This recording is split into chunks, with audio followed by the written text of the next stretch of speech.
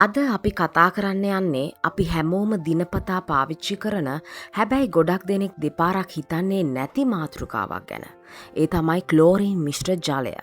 ඔබ නල ජලය බොන කෙනෙක් නම් නැත්නම් නල ජලයෙන් නාන කෙනෙක් නම් ඔබට දැනෙනවා ඇති ඒ වතුරේ තියෙන අමුතු සැර ගඳ. ගොඩක් අය කියනවා ක්ලෝරීන් කියන්නේ වසක් කියලා. තවත් අය කියනවා ඒක නැතුවම බෑ කියලා.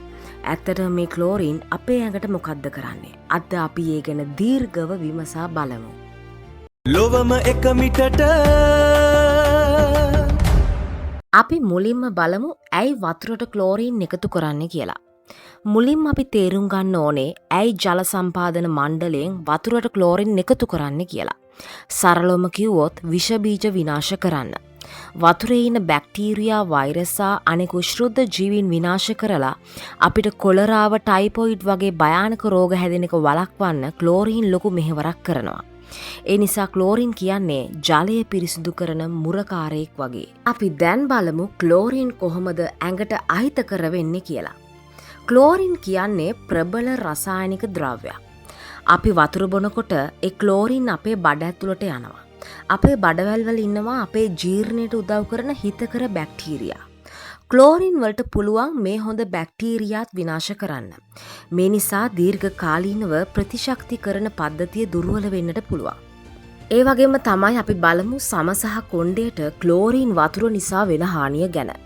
ඔබ ක්ලෝරීන් වතුරෙන් නානවා නම් ඔබේ සමේ තියෙන ස්වභාවික තෙල් ගතිය ඉවත් වෙලා සම වේලෙන්නට ගන්නවා. ඒ කියන්නේ ඩ්‍රයි ස්කින් එකක් වෙන්න පටන් ගන්නවා.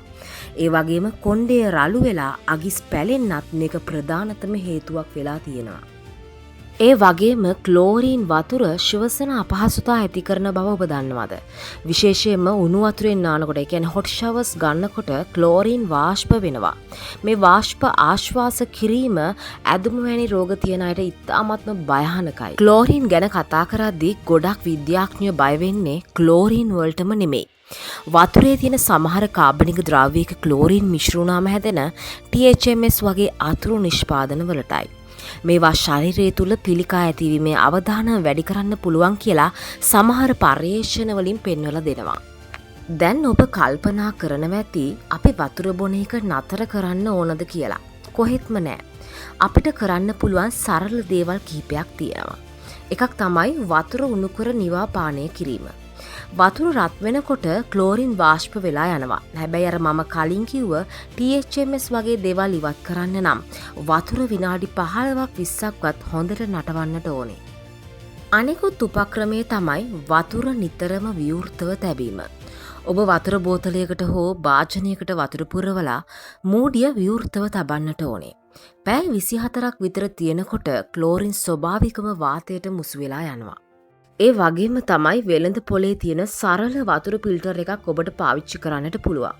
කාබන් ෆිල්ටර් එකකින් ක්ලෝරින් වල තියෙන ගඳ සහ රසය සම්පූර්ණයෙන්ම ඉවත් කරනවා.